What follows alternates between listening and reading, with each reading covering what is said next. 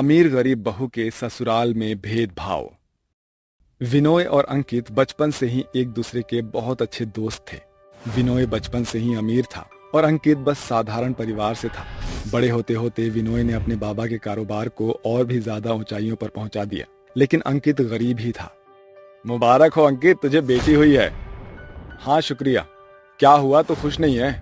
खुश तो बहुत हूँ, लेकिन बिटिया पराई होती है ना। समय इतनी तेजी से जा रहा है, कल को इसके ब्याह का खर्च ये गरीब बाप कैसे उठाएगा? इतनी सी बात, अरे हम किस लिए हैं भाई? हैं? तेरी बेटी मेरी बेटी की तरह है और मैं अपनी दोस्ती को अब रिश्तेदारी में बदलना चाहता हूँ। क्या तू अपनी बच्ची की शादी मेरे बेटे से करेगा? अंकित की आंखों में खुशी के आंसू आ जाते हैं और दोनों दोस्तों ने उसी दिन अपने बेटी और बेटे का रिश्ता पक्का कर दिया था। समय यूं ही बीत गया और अब काजल और रोहन दोनों बड़े हो चुके थे। दोनों बचपन से ही एक दूसरे के अच्छे दोस्त थे और अब दोनों की ही आपस में शादी होने वाली थी। विनोय, मेरे पास मेरी बच्ची को विदा करने के लिए दहेज नहीं है। तू किस तरह की बातें कर रहा है? तू अपनी सबसे बड़ी अमानत मुझे दे रहा है, मुझे और कुछ नहीं चाहिए। दोनों दोस्त हालातों से तो अलग थे, लेकिन आज भी वो दोनों एक दूसरे पर जान छिड़कते थे। ऐसे ही कुछ दिन और बीत जाते हैं और काजल विनोय की छोटी बहू बनकर आ जाती है। रोहन की शादी के साथ साथ उसके बड़े भाई की भी शादी हुई थी। उसके बड़े भाई दिलीप की शादी एक अमीर घराने की लड़की सोना से हुई थी। शादी के बाद सभी काजल से बहुत ज्यादा खुश थे, सिवाय काजल की सास उर्मिला के। अब शादी हुए लगभग 1 महीना बीत चुका था। बहू, तू उठ गई? आजा, साथ बैठकर नाश्ता करेंगे। ए काली, चल जल्दी से हमारे लिए ताजा ताजा फलों का जूस लेकर आ। जी माँ, लाई। काजल की जेठानी सोना और उर्मिला काजल को उसके रंग और गरीब मायके की वजह से अपने जूते की नोक पर रखते थे। वेट अ मिनट, मुझे फ्रूट जूस नहीं, आज सिर्फ एग खाने हैं। जाओ, जाकर लेकर आओ, अभी लाती हूँ। काजल अपनी सास और जेठानी के लिए नाश्ता बनाकर लाती है। वो उनके सामने नाश्ता रखकर खुद भी नाश्ते के लिए बैठ ही रही होती है कि तभी रुक रुक काली, कहाँ घुसी चली आ रही है? माँ, वो मैं नाश्ता, तेरे जैसे गरीब ये वीआईपी लोगों के जैसे नाश्ता नहीं करते। जाकर चाय रस खा, ये जूस वगैरह तुझे शोभा नहीं देता है। काजल की सास हमेशा उससे ऐसे ही भेदभाव किया करती थी, लेकिन काजल कभी भी उसकी बातों का बुरा नहीं मानती थी। वो बेचारी उतने में ही खुश रहती थी जितना उसे नसीब होता था। इसी तरह से दिन बीत रहे थे और अब दोनों ही बहुएं प्रेग्नेंट हो चुकी थी। एक तरफ उर्मिला अपनी गोरी और अमीर बहू को एक भी काम नहीं करने देती थी, तो वहीं दूसरी तरफ काजल प्रेगनेंसी के बाद भी सारे काम किया करती थी। ए काली, मेरी बहू का कुछ खट्टा खाने का मन हो रहा है। जा बाजार से सोना के लिए 1 किलो इमली ले आ। पर सासू माँ, मैंने तुझसे पूछा नहीं है, ऑर्डर दिया है, जा लेकर आ। काजल कुछ नहीं बोली और प्रेगनेंसी की हालत में वो अपनी जेठानी के लिए इमली खरीदने चली गई और अपनी जेठानी को इमली लाकर दे दी। खा ले बहू, तेरा किसी और चीज का मन हो तो मुझे बोल देना, घर में नौकरों की कमी नहीं है। जी सासू माँ। घर में काजल को नौकरानी से भी कम इज्जत मिलती थी, लेकिन वो बेचारी गरीब लड़की इन सभी को नजरअंदाज करके खुशी खुशी अपने ससुराल में अपना गुजारा कर रही थी। एक दिन, माँ, सोना, काजल, देखो तो मैं क्या लाया हूँ। अरे वाह, केक! आपको कैसे पता चला कि मेरा केक खाने का मन था? बस चल गया। अब जल्दी से माँ और काजल को भी बुला लो, सभी साथ में इसे खा लेना। उस काली को ये केक देने की कोई जरूरत नहीं है। ये क्या तरीका है सोना? काजल तुमसे छोटी है और वो तुम्हारी देवरानी है। अरे चुप कर, ना जाने मेरे बेटे की मत मारी गई थी, उसे ऐसी काली स्याही जैसी बहू मिली, बस दे दिया उसे केक। चुपचाप तू और सोना मिलकर उसे खा लो। पर माँ, देखिए, या तो आप ये केक मेरे साथ खाइए, वरना अगर उस काली को भी खिलाना चाहते हैं तो मैं इसे नहीं खाऊंगी। सोना के इसी तरह बात बात में नखरे रहते थे। दिलीप को उसकी बात माननी पड़ती है। इसी तरह से दिन बीत गए और दोनों बहुओं की डिलीवरी का समय आ गया, इसलिए वो अपनी बीवी को डिलीवरी के लिए बड़े अस्पताल में लेकर गया। लेकिन वहीं दूसरी तरफ रोहन का काम ठीक ठाक था, इसलिए उसने अपनी बीवी की डिलीवरी एक साधारण से सरकारी अस्पताल में ही करवा दी। सोना को एक बेटा हुआ था और काजल को एक बेटी। दोनों बहुएं 2 दिन के बाद घर वापस आ जाती है। उर्मिला ने अपनी अमीर बहू का स्वागत बहुत अच्छे से किया और छोटी बहू को लेने वो दरवाजे तक भी नहीं आई। शायद माँ भाभी की सेवा में लगे लगे थक गई होगी, इसलिए नहीं आई। आओ काजल, हमारी बच्ची को लेकर आराम से अंदर आ जाओ। काजल का पति उसका बहुत ज्यादा ख्याल रखता था। अपनी पत्नी की डिलीवरी के बाद रोहन ने ही काजल का ध्यान रखा। उर्मिला तो काजल की बच्ची के पास भी नहीं आती थी और ना ही कभी उसे प्यार भरी निगाहों से देखती थी। ऐसे ही चलते चलते 3 साल बीत गए। अब दोनों के ही बच्चे 3-3 साल के हो चुके थे। ए काली की मनहूस लड़की, चल मेरे पोते से दूर हट। उर्मिला अपने पोते को खिला रही थी। जैसे ही उसकी पोती उसके पास आई, उर्मिला ने उसे रुलाकर भगा दिया। माँ जी, बस बहुत हुआ। आज तक आपने मेरे साथ जो कुछ किया मैंने कभी उफ नहीं की, लेकिन मैं अपनी बच्ची के साथ ऐसा अन्याय जरा भी बर्दाश्त नहीं करूंगी। काली, तेरी धमकियों से मैं डरने वाली नहीं हूँ। चल निकल यहाँ से। काजल को अपनी सास का अपनी बेटी के साथ ऐसे सलूक करते हुए देखकर बड़ा ही दुख हुआ। ऐसे ही कुछ दिन बीत गए और आज पूरे परिवार को विनोय के एक क्लाइंट की पार्टी में जाना था। सभी जाने के लिए तैयार हो गए। काजल, तुम तैयार हो? दिलीप और सोना बड़े महंगे कपड़ों में थे, जबकि रोहन का परिवार बस साधारण सा ही तैयार था। सभी मिलकर पार्टी में चले गए। पार्टी में सभी लोग बस दिलीप की ही इज्जत कर रहे थे। 1 glass water please. Sure sir, मुझे भी 1 गिलास पानी मिलेगा। क्यों रे, मैं क्या तेरे बाप का नौकर हूँ? हैं?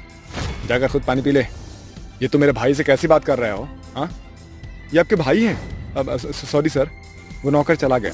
वो पार्टी अमीर लोगों की थी और हैसियत से दिलीप ज्यादा अमीर था, इसलिए सभी दिलीप की ही इज्जत करते थे, जैसे खाने को पूछना, बैठने को जगह देना और जी जनाब से बात करना वगैरह। रोहन को तो सभी बस एक गरीब नौकर की तरह ही ट्रीट कर रहे थे। इन सब से सोना बहुत खुश हो रही थी, लेकिन उर्मिला को ये सब देखकर बहुत बुरा लग रहा था, क्योंकि वो अपने बेटों से बराबर प्यार करती थी और मन ही मन उसे अपनी छोटी बहू के साथ किए हुए अपने बर्ताव पर भी शर्मिंदगी हो रही थी।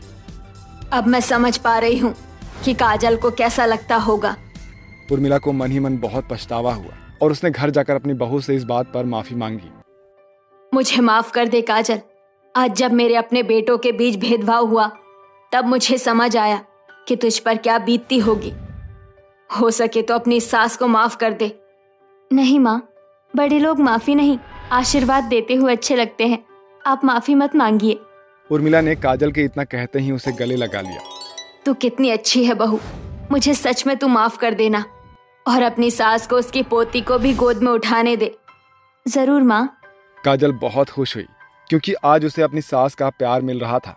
आज उर्मिला के मन की नफरत खत्म हो चुकी थी। उसने खुशी खुशी अपनी बहू को गले से लगा लिया और अपनी पोती को भी गोद में लिया। अपनी सास को देखकर सोना का भी बर्ताव काजल के प्रति बदल गया और सभी एक साथ खुशी खुशी रहने लगे। 10 बज चुके हैं और अभी तक मेरी मॉर्निंग टी नहीं आई है। कहाँ मर गई ये तीनों की तीनों? लगता है आराम कर रही होंगी। अब मुझे ही इनके पास जाना होगा। देखो तो जरा, दोनों महारानियां कैसे आराम से सो रही हैं, वो भी मुझे मेरी मॉर्निंग टी दिए बिना। अभी सबक सिखाती हूँ इन्हें तो मैं। टिया साइड में रखे हुए पानी के जग को उठाती है और अपनी दोनों देवरानियों लक्ष्मी और भारती पर जग का सारा पानी डाल देती है, जिससे लक्ष्मी और भारती दोनों घबरा कर उठ जाती हैं। हो गई तुम दोनों की नींद पूरी या अभी और सोना है? भाभी, ये आपने क्या किया? हमारे पूरे कपड़े गीले हो गए। अगर आपको हमें उठाना ही था तो आवाज दे देती। ये पानी डालने की क्या जरूरत थी? तुम लोगों को पता नहीं है क्या? 10 बजे मैं अपनी मॉर्निंग टी पीती हूँ। मेरी मॉर्निंग टी देने के बजाय तुम दोनों यहाँ आराम से सो रही हो। भाभी, आप जानती हो ना, लक्ष्मी और मैं दोनों ही गर्भवती हैं। ऐसी हालत में थकान तो रहती है, इसलिए हम दोनों सो गए थे। और अगर एक दिन आप अपने लिए चाय बना लोगी तो इसमें क्या हो जाएगा? अच्छा, भूलो मत, मैं इस घर की बहू हूँ और तुम इस घर की नौकरानी। जितनी तुम्हारी औकात है उतनी औकात में रहकर बोलो। माना कि तुमने इस घर के बेटों से शादी की है, लेकिन तुम इस घर की नौकरानियों से कम नहीं हो। नौकरानी जैसी सारी बातें मानती हो, वैसे ही तुम लोगों को मेरी सारी बातें माननी होंगी, समझी? अब जाओ मेरे लिए मॉर्निंग टी और साथ में ब्रेकफास्ट लेकर आओ। टिया इतना कहकर वहां से चली जाती है और बेचारी लक्ष्मी भारती बस टिया को देखती रह जाती है।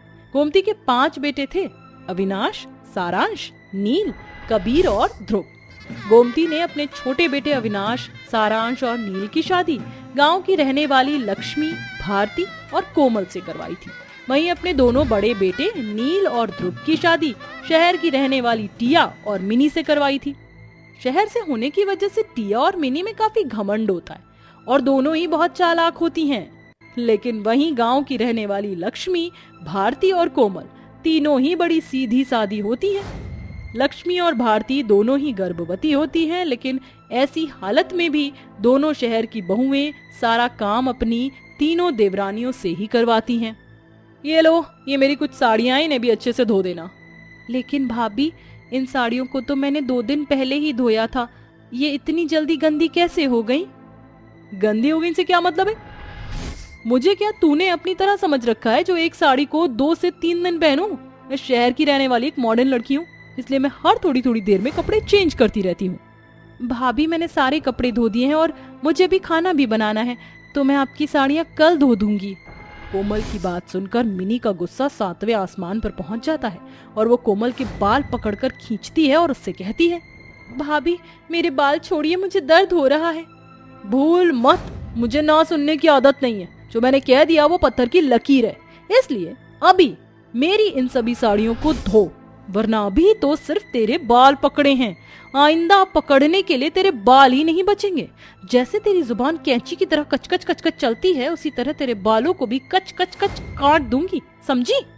मिनी कोमल को जमीन पर धक्का दे देती है और वहां से चली जाती है और बेचारी कोमल रोते हुए सारे कपड़ों को धोने लगती है। गोमती भी अपनी गांव वाली बहुओं को कुछ ज्यादा खास पसंद नहीं करती थी। ऐसे ही समय बीतता रहता है, लेकिन दोनों शहरी बहू के बर्ताव में जरा भी बदलाव नहीं आता। ऐसी ही एक दिन, माँ हम लुट गए, बर्बाद हो गए, हमारा सारा पैसा डूब गया। लेकिन कैसे, हमारा बिजनेस तो बहुत अच्छा चल रहा था ना। हमारे बिजनेस बहुत अच्छा चल रहा था, इसलिए हमने सोचा कि हम कहीं पर अपने पैसों को इन्वेस्ट करके उन्हें डबल कर दें और एक और नया बिजनेस स्टार्ट करें। इसलिए हमने अपने सारे पैसे, यहाँ तक कि अपने अपने घर को गिरवी रखकर भी पैसे लिए थे और इन सभी पैसों को बाहर की कंपनी में इन्वेस्ट किया। लेकिन वो कंपनी फ्रॉड निकली, हमारे सारे के सारे पैसे लेकर भाग गई। अब ना ही हमारे पास कोई बिजनेस है और ना ही रहने को घर, हम बेघर हो चुके हैं।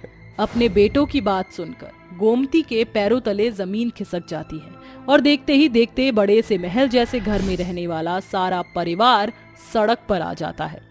भगवान, ये तो हमें कैसे दिन दिखा रहा है। ना जाने मेरे परिवार को किसकी नजर लग गई जो हम लोगों के साथ ये सब हो गया। ये सारी गलती हमारी है। अगर हम लालच में आकर पैसे को इन्वेस्ट न करते तो आज हम सब लोगों के सर पर छत होती। सर पर छत न होने की वजह से पूरे परिवार को दर दर भटकना पड़ता है। कभी किसी पेड़ के नीचे तो कभी किसी के घर के नीचे अपनी रात गुजारनी पड़ती है। मिनी और टिया को इन सभी चीजों की आदत नहीं थी, इसलिए वो इन सभी चीजों से बहुत ज्यादा परेशान हो चुकी थी। अब हम लोग और ऐसे नहीं रह सकते, हमें कहीं ना कहीं से घर का इंतजाम करना पड़ेगा। लेकिन बहू, हमारे पास इतने पैसे नहीं हैं कि हम किराए का मकान ले सकें। तो क्या हुआ माँ जी, हम फिर भी अपने घर का इंतजाम करेंगे। वो देखिए सामने उस फैक्ट्री में माचिस की तीलियां बन रही हैं, क्यों ना हम वहां से माचिस की तीलियां लाकर उन तिल्लियों से अपने घर बनाएं। मिनी का आइडिया सबको पसंद आता है, जिसके बाद बड़े ही सस्ते दामों पर पूरे परिवार को बहुत सारी माचिस की तिल्लियां मिल जाती हैं। सभी लोग माचिस की तीलियां तो ले आते हैं, लेकिन किसी को भी माचिस की तीलियों से घर बनाना नहीं आता था, इसलिए अब सभी दोबारा परेशान हो जाते हैं। तिल्लियां तो ले आए, लेकिन हम लोग का घर कैसे बनेगा? हम लोग ये घर नहीं बनाएंगे, ये तीनों गांव वाली बहुएं ये बनाएंगी। ये आप कैसी बातें कर रही हैं भाभी?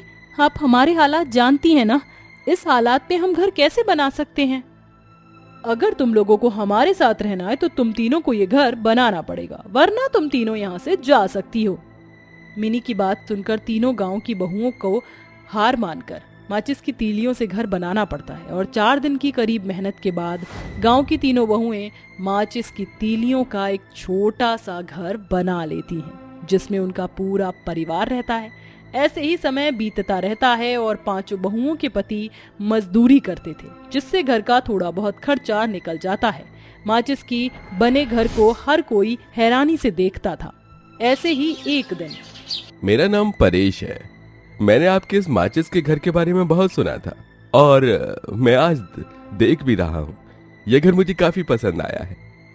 क्या आप मेरे लिए भी ऐसा माचिस का घर बना सकती हैं? इसके लिए मैं आपको अच्छी खासी कीमत देने को तैयार हूँ।